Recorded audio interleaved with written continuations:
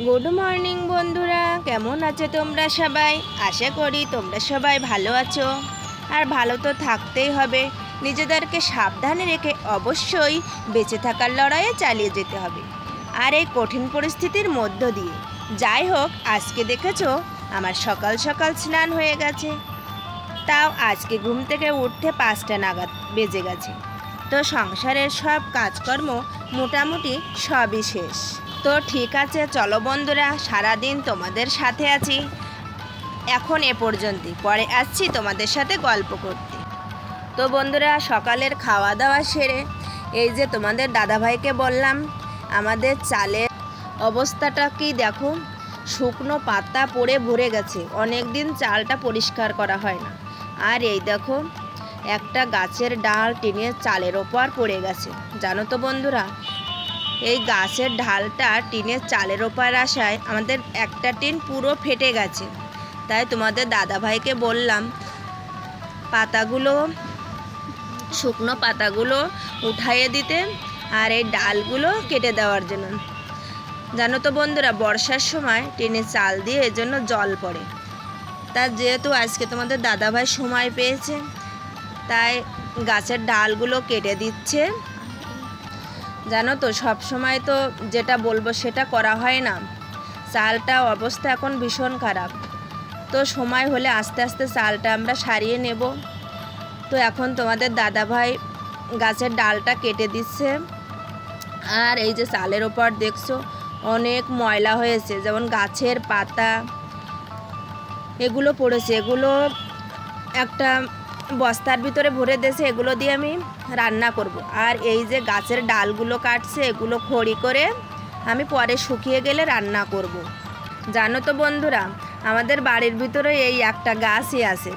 গাছটায় প্রত্যেক বছরই আম হয়, কিন্তু জানো তো এবছরই একটা আমও হয়নি বলাই চলে। আবার বলা যেতে পারে আম হয়েছে।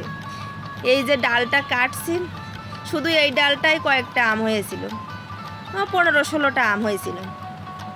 তো বন্ধুরা, তোমাদের সাথে কথা বলতে বলতে এই দেখো গাছের ডালগুলো কিন্তু সবই কাটা হয়ে গেছে। আর এই যে ফেলেছি, এটা হচ্ছে আমাদের ফুলের গাছ, একটা সাদা ফুলের গাছ। আর এই যে তোমাদের দাদাভাই দেখো গাছের ডালগুলো কেটে দিচ্ছে। অনেক বড় ডাল তো কাটতে না অনেক কষ্ট হয়েছে। আর যেহেতু গাছটায় অনেক আম হয়, টিনের চালের পরে আমগুলো যখন হয় না, আমার বড় মেয়েটা একা একাই উঠে পাকা পাকা আমগুলো পেড়ে নিয়ে আসে। আর যখন ডালটা কাটছিল না, খুব খারাপও লাগছিল, কিন্তু কি করব বলো, চালটা তো আমার নষ্ট হয়ে যাচ্ছে বলো, সে কারণে ডালটা কাটতেই হচ্ছে। আর এই যে পাশে দেখছো গ্লাস দেওয়া, এটা অন্য আর একজনেদের বাড়ি, আমাদের ওই পর্যন্তই। তো বন্ধুরা, কি করব, ডালটা তো কাটতেই হবে বলো। সব সময় নিজেদের ভালোটা দেখলে তো হবে না, সব সময় তো একটা ভালো একটা মন্দ এটাই নিয়ে তো সংসার। ডালটা কাটলে আমার চালটা বেঁচে যাবে, আর ডালটা যদি না কাটি, দুটো আমের আশা করি, তাহলে আমার চালটাই নষ্ট হয়ে যাবে। তো এসব ভেবেই আর কি ডালটা কেটেই ফেললাম। জানো তো বন্ধুরা, সেই আমফান ঝড়ের কথা মনে পড়ে। ছেলে মেয়ে স্বামী সন্তান সবাই ঘরে ঘুমিয়ে আছি।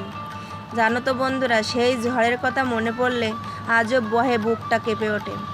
আমাদের ঘরের চাল উড়ে গেছিল, আর কত রকমের যে ক্ষতি হয়েছিল, জিনিস ক্ষতি হয়েছিল তাতে কোনো কথা নেই। যাই হোক, আমরা সবাই তো সুস্থ ছিলাম, এটাই অনেক।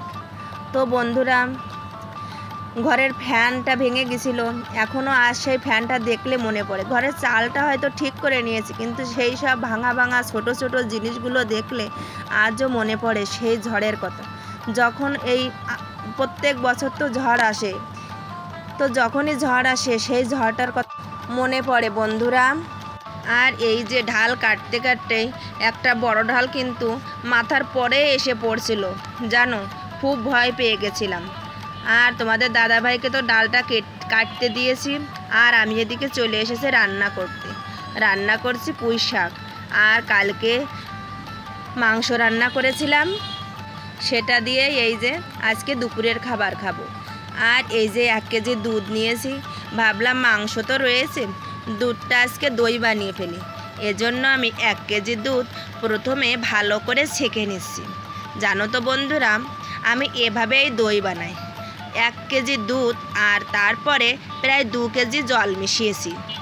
আর এই জলটা ভালোভাবে জাল করতে করতে দুধটা যখন পুরো লাল টকটকে হয়ে যাবে ততক্ষণ পর্যন্ত আমি ভালোভাবে জাল করতে থাকবো।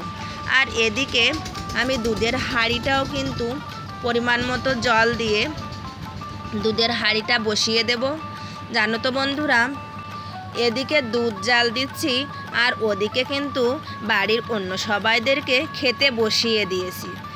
সবাই খেয়ে নিচ্ছে আর আমি এদিকে দুধটা ভালো করে জাল করে নিচ্ছি। একদিকে দুধ জাল করছি আর অন্যদিকে মাঝে মাঝে যে সবাইকে খেতে দিয়ে আসি। এই দেখো, দুধটা এভাবে সুন্দর করে নাড়তে থাকবো যাতে কখনো সর না পড়ে। ভালোভাবে নাড়ার পর এই দেখো পরিমাণ মতো চিনি দিয়ে দিচ্ছি। এরপর সুন্দর করে নাড়তে থাকবো। নাড়তে নাড়তে দেখবে সেই 1-1.5 কেজি দুধেই চলে আসবে। যে পরিমাণ দুধ ছিল সেই দুধই থাকবে। আর দুধটা কীরকম লাল হয়ে গেছে এই দেখো। আমি দুধ জাল দিচ্ছি আর ওদিকে ওরা বাড়ির সবাই খেতে বসেছে। তো বন্ধুরা, বাড়ির মহিলারা তো আগে খেতে পারে না, অন্যদের খেতে দিয়ে দিয়েছি। আমি দুধটা শেষ করে দইটা বানিয়ে তারপর খেতে বসবো। এই দেখো দুধটা কেমন লালচে হয়ে গেছে আর অনেকটাই ঘন হয়ে গেছে। তো দোকানে পাঠিয়েছিলাম টক দই আনার জন্য। সব 2-3 দোকানেই গেছে, কিন্তু আজকে কোনো টক দই নেই। কিন্তু দইটা তো আমাকে পাততেই হবে।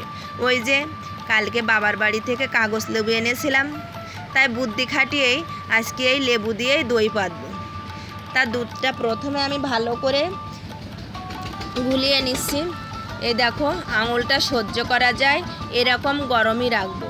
তারপর এই যে লেবুর রসটা বের করেছি ওর ভিতরে আমি দুধটা দিয়ে দেব। দিয়ে হালকা নাড়াচাড়া করে এই দুধের ভিতর দিয়ে দিলেই এবার আমি পেতে রেখে দেব, কালকে দই হয়ে যাবে। তো বন্ধুরা, এভাবে ভালো করে মিশিয়ে দুধের সঙ্গে ফেটিয়ে তারপর আমি দুধটা উনুনের পাশেই বসাবো। একটু গরম গরমও থাকবে, একটা কাপড় দিয়ে ঢেকে দেব। তো কালকে সকালেই দেখবো আমার সুন্দরভাবে দইটা হয়ে গেছে। আর পরে সেটা তোমাদের সঙ্গে শেয়ার করে দেব। আর কি বলো তো, গরম পড়েছে, তোমরা আমাকে দেখে বুঝতেই পারছো পুরোটা ঘেমে ভিজে গেছি। পুরো শাড়িটা ভিজে চেটে হয়ে গেছে। তো প্রথমেই দেখলে যখন আমি উনুনের পাশে বসেছিলাম। আর জানো তো, এই গরমকালে একটু গরমকাল আর বর্ষাকাল এই দুটো সিজনেই না ভেজা কাপড় চোপড় পরে থাকলে কেমন যেন একটা অস্থির কর লাগে। জানো তো, কিচ্ছু করার নেই, সব কিছু মানিয়ে নিয়ে আমাদের চলতে হবে, তাই না বলো? আর এখন দেখো সোজা চলে এসেছি রান্নাঘরে। খাওয়া দাওয়াটা সেরে এই দেখো দইটা বসিয়ে দিয়েছি আর 2টো ডিম বসিয়ে দিয়েছি ছেলে মেয়েদের জন্য, এটা বিকালবেলায় খাওয়ার জন্য। আর আসলে এত গরম পড়েছে না, এই প্যাচপ্যাচে গরমে তারপরে আবার রান্নাঘরটাই বলবো কোনো, আমাদের পুরো ঘরটাই না টিনের। আর সেজন্য গরমটা সহ্য করা যাচ্ছে না। জানি না কেন এত গরম পড়েছে। আর তো শরীরটাই তো অসুস্থ হয়ে পড়ছে। আর এই সঙ্গে সঙ্গে হচ্ছে গরমে যেন হাঁসফাঁস করার অবস্থা, এরকম একটা ব্যাপার। আর এই দেখো খাওয়া দাওয়া প্রায় হয়ে গেছে, এবার আটিগুলো আমি ছাড়িয়ে নিচ্ছি। আর এই দেখো খাওয়া দাওয়া সেরে এবার আমি চলে এসেছি টিউবওয়েলে থালা বাসনগুলো ধুয়ে নেওয়ার জন্য।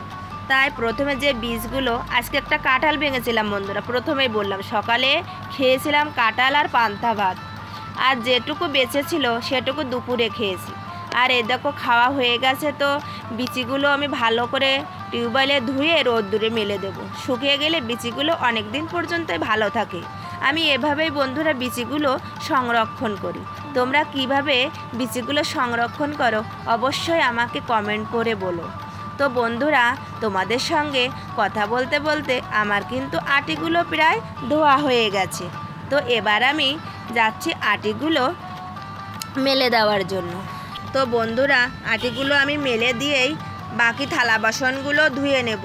এগুলো ধুয়ে নিয়ে তারপর আমি মেলে দিয়ে থালা বাসনগুলো ধুয়ে চলে যাব ঘর গোছাতে। প্রথমে আমাদের বেডটায় গুছিয়ে নেব, তারপর ঘরগুলো ঝাড় দিয়ে। আর এর ফাঁকে বন্ধুরা আমার কিন্তু খাওয়া দাওয়া সেরে ঘরটা মুছা হয়ে গেছে, সেটা তোমাদের সঙ্গে শেয়ার করতে পারিনি। এতক্ষণ পর্যন্ত যে সকল বন্ধুরা ধৈর্য সহকারে আমার ভিডিওটি দেখেছো, আমি ধরেই নিতে পারি ভিডিওটা তোমাদের ভালো লেগেছে। আর ভিডিওটা যদি তোমাদের ভালো লেগে থাকে অবশ্যই লাইক, কমেন্ট এবং শেয়ার করো। আর আমার এই ছোট্ট পরিবারের সদস্য হয়ে আমার পাশে থেকে যেতে পারো। আর এজন্য সাবস্ক্রাইব করে আমার পাশে থেকে যেতে পারো, যাতে নতুন নতুন ভিডিও আপলোড দেওয়ার সঙ্গে সঙ্গে তোমাদের কাছে পৌঁছে যেতে পারে। তো বন্ধুরা ভিডিওটা মতো এ পর্যন্তই। তো সবাই খাওয়া দাওয়া সেরে কেউ টিভি দেখতে বসেছে, তোমাদের দাদাভাই একটু ঘুমাচ্ছে, আর আমি এখনও রেস্ট পাইনি। দেখো এই থালা বাসনগুলো ধুতে ধুতে ঘড়ির কাঁটায় কিন্তু 4টের বেশি বেজে গেছে।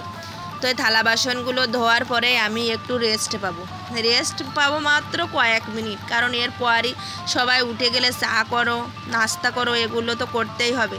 তো বন্ধুরা আজকের মতো ভিডিওটা এ পর্যন্তই, দেখা হচ্ছে পরের ভিডিওতে। তো কথা বলতে বলতে এ দেখো আমাদের ঘরের বেড গোছানোটাও আমার হয়ে গেছে। আর এবার আমি ঘরটা সুন্দর করে ক্লিন করে নেব। এজন্য আমি বেডটা গোছানোর পর এই দেখো ঘরটা আমি সুন্দর করে ঝাড় দিয়ে নিলাম।